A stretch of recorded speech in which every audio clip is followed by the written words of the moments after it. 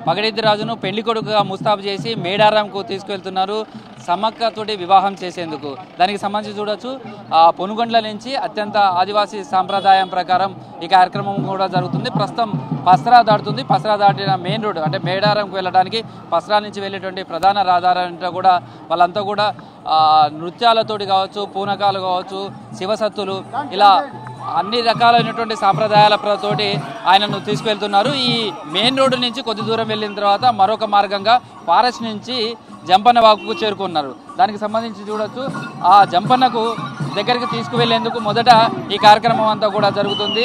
పగడిద్ది రాజును పెళ్లి కుమారుడిగా నిన్న ముస్తాబు చేశారు.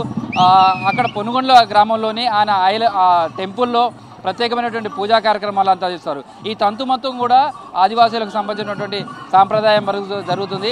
ఎందుకంటే 80 కిలోమీటర్ల దూరంలో ఉన్నటువంటి మేడారంకు వెళ్ళి అక్కడ వివాహం చేసుకొని రావాలి కాబట్టి పగడిద్ది రాజును అక్కడి నుంచి పంపేటప్పుడు కూడా ఒక శాంతికి సంబంధించినటువంటి ఒక యాగం పూజా కార్యక్రమాన్ని కూడా చేస్తారు. ఎందుకంటే ఇక్కడి నుంచి వచ్చినటువంటి వాళ్ళంతా కూడా క్షేమంగా వెళ్ళి మళ్ళీ భక్తులను అనుగ్రహించి మళ్ళీ తిరుగువారంకు సంబంధించినటువంటి రావాలంటూ కూడా ఈ పూజా కార్యక్రమాలు జరుగుతాయి. చూడవచ్చు శివశక్తులు కావచ్చు, పూనకాలు కావచ్చు, తర్వాత కోలాహలమైనటువంటి వాయిద్యాలతోటి ఈ కార్యక్రమం అంతా కూడా కొనసాగుతుంది. ఇక్కడ చూసిన భక్తుల కోలాహలం కనిపిస్తుంది. మొత్తంగా వాళ్ళ అంటే పగడిద్ది రాజుకు సంబంధించినటువంటి కుటుంబ సభ్యులు కావచ్చు వాళ్ళంతా కూడా అక్కడి నుంచి పొనుగొండ్ల నుంచి కూడా బయలుదేరి ఆయనను తీసుకొని వెళ్తున్నారు. మొత్తం వాళ్ళకి సంబంధించినటువంటి ఫ్యామిలీ మెంబర్స్ కావచ్చు వాళ్ళంతా కూడా ఉన్నారు. ఎట్లా ఏమేమి చేస్తుంటారమ్మా పూజలు? ఇప్పుడు పూజలు చేసుకుంటూ వస్తాం. పునగండ్ల నుంచి వచ్చిన తర్వాత లక్ష్మీపురాణ పూజలు చేసుకుంటాం. పడిద్దాం గద్దె మీదకి తీసుకెళ్తాం సంబరంగా. చెప్పండి, అంటే మొత్తం అంటే ఇప్పుడు వీళ్ళ వంశానికి సంబంధించి ఎలాంటి పూజలు ఉంటాయి? ఎంతమంది కుటుంబాలు ఉంటారు దీంట్లో? స్టెప్ బై స్టెప్గా ఒక్కొక్క వాళ్ళు ఉంటారు కదా, వడ్డెలు కావచ్చు, లేకపోతే వీళ్ళకు సంబంధించినట్టు వాళ్ళు పెనక వాళ్ళకు సంబంధించిన వాళ్ళ యొక్క వలసూడు కానీ తర్వాత వడ్డెలు కానీ ఉన్నటువంటి వాళ్ళకి వీళ్ళకు ముఖ్యంగా వడ్డె ఎవరంటే కల్తీ వాళ్ళు వడ్డెలుగా వ్యవహరిస్తారు. వాళ్ళది ఇప్పుడు సనపగాని గోత్రము. ఈ యొక్క పగడిద్ది రాజు యొక్క వారసులు వాళ్ళు పూజారులు కొలుసుకుంటూ వచ్చేటువంటి సందర్భము. ఈ లోపు మాకు పూనగండ్ల నుండి ఇక్కడ పసరలో మేము మాది పసర గ్రామస్తులము. అందులో మా యొక్క బంధువు మా యొక్క ఆదివాసుల యొక్క సంప్రదాయాలు సిద్ధాంతాల ప్రకారంగా మాకు అన్ని గొడ్లు అనేటు గోత్రాలు అనేటువంటి ఉంటుంది. అది వాళ్ళది 4వ గట్టు సనపగాని గోత్రం. ఈ యొక్క పగడిద్ది రాజు వాళ్ళ యొక్క దేవునిగా పూజిస్తారు, వాళ్ళు కొలుస్తారు. ఈ రకంగా వాళ్ళు మాకున్నటువంటి ఆదివాసీ యొక్క సంప్రదాయాల బద్ధంగా మేము కాలినడకన బయలుదేరి రావడం జరిగింది. పూనగండ్ల నుండి వస్తూ లక్ష్మీపురం దగ్గర బస చేయడం జరిగింది.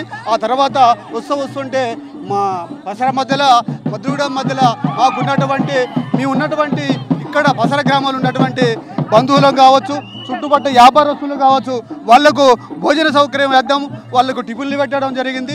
మేము ఇది ఇప్పుడు ఏ గోత్రం సంబంధించినటువంటి వాళ్ళు ఈ పగడిద్దును తీసుకువెళ్లే కార్యక్రమంలో పాల్గొంటారు? దీనిలో ఉన్నటువంటి హరివారు వంశీయులు, తర్వాత పెనకవారు వంశీయులు, వాళ్లకు వడ్డీలుగా వ్యవహరించేటువంటి వాళ్ళు కల్తీవారు ఉంటారు.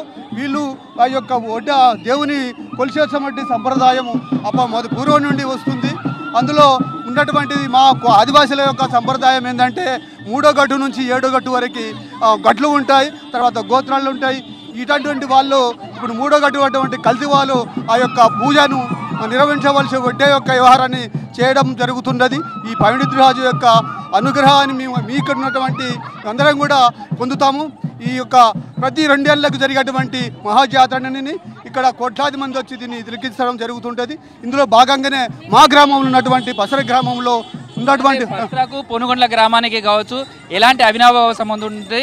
ఇక్కడ పగడిద్ది రాజుకు సంబంధించిన వంశం వాళ్ళు కానీ వాళ్ళంతా కూడా ఉన్నారు. ఇక్కడ పగడిద్ది రాజుకు సంబంధించినటువంటి వాళ్ళు పెనకవాళ్ళ వంశీయుల యొక్క ఆడిబిడ్డరు ఇక్కడ పసల్లో ఉండడం జరిగింది. వీళ్ళు వస్తుంటే వాళ్లకు మేము నీళ్ళతోని పసుగుంగతోని మేము ఎదుర్కొని ఆ యొక్క తల్లి యొక్క పగడిద్ది రాజు యొక్క దీవెనలను మేము అనుగ్రహాన్ని పొందడానికి మేము ప్రతి ఏటా అంటే 2 ఏళ్లకు జరిగేటువంటి జాతరలో మేము భాగమవుతాం. అందులో భాగంగానే మా యొక్క పసలు ఉన్నటువంటి ప్రతి ఒక్కరు కూడా చిన్న పెద్ద ఆడమగ అంటే మేము యొక్క పగడిద్ది రాజు సంబంధించినటువంటి వారసులు కూడా మా బంధువుతో కూడుకొని ఉన్నటువంటి ఈ సమస్య దీన్ని ప్రతిసారి అంటే ఇక్కడ చేయడం జరుగుతుంటుంది. దీనిలో భాగంగా ఈరోజు మనకు చేసినటువంటి మహాఘట్టానికి మొదలు ఇక్కడ అవుతుంది. ఇక్కడ నుండి మేము అక్కడ వరకు పసరకు వెళ్ళేదేళ్ళ వరకు ఎల్లవేళ ఎమ్మడి ఉంటో మేము ఆ యొక్క వాగు జంపన్న వాగు దాటించి ఆ తర్వాత ఊలు పెరిమేరల నుంచి అక్కడి వరకు చాగనం పని జరుగుతుంటుంది. ఏ టైం అయినా కూడా మా ఆనందం సంతాలతోటి నాట్యాలతోటి మేము ఆనందాన్ని పొందుతాము. ఈ యొక్క దేవుని యొక్క అనుగ్రహాన్ని మేము అందరం కూడా ఆశీర్వదించుకుంటూ మా యొక్క దేవునికి మేము పూజించడానికి సంసిద్ధులుగా ఉన్నాం. పగడేది రోజు బయలుదేరిన దగ్గర నుంచి కూడా ఆ దేవుడికి అడుగడుగునా కూడా ఘన స్వాగతం పలుకుతున్నారు. ఎదుర్కోలు చేసినట్టుగానే కనిపిస్తుంది. ఎలా అంటే మీరు ఎక్కడి నుంచి నడుచుకుంటూ వస్తున్నారు, ఎట్లా స్వామివారికి సంబంధించినటువంటి పూజా కార్యక్రమాలు వాటి అన్నింటిలో పాల్గొంటారు? సార్ నేను పూనుగండ్ల పగడిద్దరాజు పూజారుల పెడకవారి ఆడపడుచుని పగడిద్దరాజు మరి పూజారిని అని కానీ చెప్పచ్చు. ఎందుకంటే పగడిద్దరాజు నిన్న మరి పయనమైన సందర్భంలో అక్కడికి బయలుదేరడం జరిగింది. అక్కడి నుండి పగడిద్దరాజుని సాగనంపుతూ వాళ్ళు కాలినడకన బయలుదేరుతూ నిన్న అంటే మార్నింగ్ పూనుగొండ్ల నుండి లక్ష్మీపురం రావడం జరిగింది సార్. కాలినడకన మన పగడిద్దరాజును తీసుకొని బయలుదేరడం జరిగింది. ఇక మిగిలిన వాళ్ళు కొంతమంది ఏమో వెహికల్లో వచ్చేస్తారు.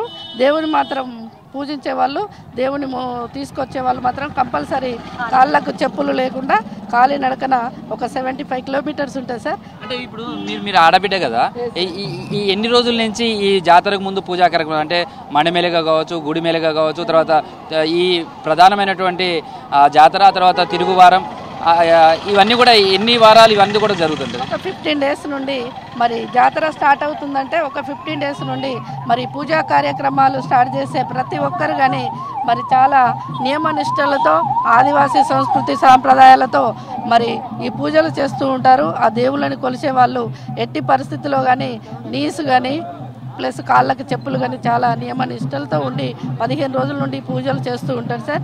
మరి వాళ్ళ ఆదివాసీ అంటే చాలా నిబద్ధతతో మరి ఏ మాటకైతే కట్టబడి ఉంటారో పూజలు పునస్కారాలు చేసుకొని మరి అక్కడ పగడిద్దరాజును తీసుకొని పయనం అవ్వడం జరుగుతుంది సార్. మీరు 80 కిలోమీటర్లు నడుస్తారు కదా, కాళ్ళకు చెప్పులు, మళ్ళీ తిరిగి 80 కిలోమీటర్లు కూడా ఇట్లా అడవిలోంచి వెళ్తుంటారు కదా, అసలు ఎట్లా ఉంటుంది, అసలు ఎట్లా అలవాటు అయిపోయింది?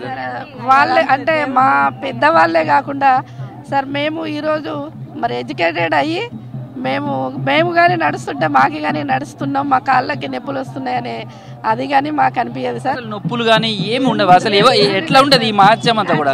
సార్ నేను పెనకవారి వంశంలో పుట్టిన మనిషిని. నేను చిన్నప్పటి నుండి స్కూళ్ళలో చదివిన, నేను ఇంజనీరింగ్ హైదరాబాద్లో చేసిన సార్. కానీ ఇప్పటికీ పెనకవారి వంశంలోనే ఉంటూ మరి పగడిద్దరాజు అంటే పూర్వీకులు మా వాళ్ళు ఏం చేసేవాళ్ళు అంటే హెర్లీగా తీసుకొని వెళ్ళేవాళ్ళు సార్. తీసుకెళ్తే మరి మన పగడిద్దరాజు అనేవాళ్ళు అంటే జనాలకి తెలియాలి, అంటే మన భక్తి నియమ నిష్టలు తెలవాలి, మీరు ఎట్టి పరిస్థితుల్లో అట్లా వెళ్ళడం బాగుంటుంది సార్ అని. ఎందుకంటే వాళ్ళని అక్కడ బస చేసిన మా లక్ష్మీపురంలో మా వంశీయులే అక్కడి నుండి స్టార్ట్ అవుతారు కాబట్టి జనాలకు తెలవాలి వాళ్ళ దేవుడు, మన నియమ నిష్టలు అంటే ఏంది, మన భక్తి అంటే ఏంది సాటి చెప్పాలి అని అంటే అక్కడి నుండి ఎర్లీ మార్నింగ్ బయలుదేరితే ఇక్కడికి యాక్చువల్గా 8-8:30 వరకు ఇక్కడ రీచ్ అవుతారు సార్. రీచ్ అయిన తర్వాత జనాలు అయితే అప్పటి నుండి బ్రహ్మరథం పడుతూ ఉంటారు. ఇంత పెద్ద మరి సమ్మకు కోట్లాది మంది భక్తులకు ఆరాధ్య దైవాలు వీళ్ళు, ఆ దైవాలకు సంబంధించిన ఆడబిడ్డలు మీరు, ఇంతమంది వచ్చి మీ దగ్గరకు వచ్చి మొక్కులు చెల్లించుకుంటున్నారు, ఆ దేవుణ్ణి మీరే తీసుకువెళ్తున్నారు, ఎట్లా అనిపిస్తుంది? అంటే చాలా ఆనందం సార్. ఎందుకంటే మరి ఆనందం ఎక్కడలేని ఆనందం. ఎందుకంటే దానికి అంటే చెప్పలేము సార్, ఒక మాటలో చెప్పాలంటే ఆ భక్తి అనేది ప్రతి ఒక్కరిలో వచ్చేసింది దేవునికి. ఇప్పుడు చూస్తున్నారు కదా సార్ మీరు, అంటే మేము ఆదివాసీ వంశం అంటే ఆ కులాలలో పుట్టడం కానీ అది ఒక అంటే వరంగా మేము భావిస్తున్నాం. ఎందుకంటే మరి ఎవరైనా మనం ఇట్లా వెళ్తుంటే ఒక దెబ్బ తగులుతుంది, ఇంత జనాలు దాటిపోతుంటే కానీ మనకేమైనా తగులుతుందేమో, ఎక్కడైనా మాకేమైనా ఇన్సిడెంట్ జరుగుతుంది ఎవరైతే అనుకోవట్లే కదా సార్. ఇప్పటివరకు ఎలాంటిది జరగలేదు సార్. యాక్చువల్గా మరి అది దేవుడి మహిమనే అని మనం అనుకుందాం సార్. ఎందుకంటే దేవుడు లేకపోతే మనమందరం కానీ లేవు కాబట్టి మనమందరం కానీ ఇలాంటి భక్తితో మరి దేవుళ్ళని బ్రహ్మరథాలు బట్టి యాక్చువల్గా ఇంకొకటి ఏం చెప్పాలంటే సార్ మీ మీడియా ద్వారా మరి పగడిద్దరాజు కానీ చాలా అక్కడ గద్దె పెద్దగా లేదు సార్. యాక్చువల్గా అక్కడ ఏమవుతుందంటే దీపం పెడితే కనుక అక్కడ తిరుగుతూ ఉంటే మనకు అంటుతుంది సార్. అంటే కొంగుకు కానీ వాళ్ళు నిలబడినప్పుడు పూజారుల పంచకు కానీ అడుగుతుంది. ఎందుకంటే హిందూ సాంప్రదాయం ప్రకారం మరి సమ్మక్కకు ఎంత ప్రాధాన్యత ఇస్తున్నారో పగిడిద్దరాజు కానీ అదే ప్రాధాన్యత ఇస్తూ మరి పగిడిద్దరాజు ఆ ప్రాంగణాన్ని కానీ డెవలప్ చేయాలని మేము మరి ఈ ఆసియా ఖండంలోనే అతిపెద్ద జాతరగా గుర్తించిన గవర్నమెంట్ ఎవరైనా కావచ్చు సార్. ఎందుకంటే భర్తకి ఎంత గుర్తింపు ఉంటుందో భార్యకు కానీ అదే సేమ్ గుర్తింపు ఇవ్వాలని మరి పెనకవారి వంశంగా మీ మీడియా ద్వారా మిమ్మల్ని అందరినీ కోరుకుంటున్నాం సార్. మొత్తం చూడొచ్చు పగిడిద్దరాజుకు సంబంధించి ఎంత ఘన స్వాగతం పలుకుతున్నారో గ్రామం కూడా ఆయనకు స్వాగతం పలకడం కావచ్చు, పూజలు చేయడం కావచ్చు. ఎందుకంటే ఆ గద్దెలపైకి వెళ్ళే సమయంలో ఒక్కసారి ఆయనను చూస్తే చాలు, ఆయనకు మొక్కులు చెల్లించుకుంటే చాలు తమ జన్మ తరిస్తుంది అనేది భక్తుల విశ్వాసం. అందులోనూ తమ గ్రామం నుంచి వెళ్తున్నటువంటి దేవుడికి వాళ్ళు ఘన స్వాగతం పలుకుతున్నారు. ఆదివాసీ సాంప్రదాయాలతో వెళ్తున్నటువంటి కార్యక్రమానికి వాళ్ళంతా కూడా తోడ్పడింది. అమ్మ, నువ్వు కూడా చిన్నపిల్లవు, నువ్వు కూడా కాలినడకన వెళ్తున్నావు చెప్పులు లేకుండా, ఎట్లా అనిపిస్తుంది? మీ ఊరు నుంచి వెళ్తున్నావు, బానే ఉంటుంది. ఏమేం చేస్తుంటారు? ఎట్లా తెలుసా పగిడిద్దరాజు మీ ఊరు నుంచి వెళ్తున్నాడని? పగిడిద్దరాజు సమ్మక్క తల్లి యొక్క భర్త. సో మా ఊరు నుండి వెళ్ళడం మాకు చాలా ఆనందంగా ఉంది. ఇక్కడ ఆదివాసీలే కాదు, ఈ గడ్డ మీద పట్టిన ప్రతి వాళ్ళు కూడా ఇందులో పాలు పంచుతుంటారు. సో ఇందులో మేము పాలు పంచుకోవడం చాలా ఆనందంగా ఉంది. ఏమేం చేశారు? మీ ఊరి నుంచి వచ్చారు కదా, ఆయనకి ఎలా స్వాగతం పలికారు? ఏమేం చేశారు? మా ఇంటి ముందు నుండి దేవుడు వస్తూ ఉంటే ఫస్ట్ గుమ్మాలకి పసుపు కుంకుమలు రాసి తోరణాలు అలంకరించి దేవుడు వెళ్తూ ఉంటే బిందెలతో నీళ్లు తెచ్చి ఆ బిందెల్లో పసుపు కుంకుమ పూలు వేసి దేవుడు ముందు పోస్తాము. అంటే మొత్తం శుద్ధిగా చేస్తాం అనమాట, రోడ్డును కూడా ప్రతిదాన్ని. అట్లా ఎట్లా అనిపిస్తుంది? మీ ఊరి నుంచే మొత్తం ఆయన తీసుకువెళ్తున్నారు, ఆయనకు సంబంధించిన వంశం వాళ్ళు మొత్తం కూడా ఆయన గోత్రానికి సంబంధించిన వాళ్ళంతా కూడా మీ ఊరి వైపు మీరు తీసుకువెళ్తున్నారు, వాళ్ళకి ఆతిథ్యాన్ని కూడా ఇస్తున్నారు. ఎట్లా అనిపిస్తుంది? దేశం నలుమూలల నుండి వచ్చే ఈ మేడారం జాతర మా ఊరు నుండి, మా ఇంటి ముందు నుండి జరగడం చాలా ఆనందంగా ఉంది. సో ఇది మేము చాలా గ్రేట్గా ఫీల్ అవుతున్నాం. ఎప్పుడు ఎంత బిజీగా ఉన్నా కూడా జాతర 4 రోజులు మాత్రం అందరం వచ్చి ఇక్కడే ఉంటాము. మేము హన్మకొండలో ఉంటాం. జాతరకి 4 రోజులు ఖచ్చితంగా ఇక్కడే ఉంటాము.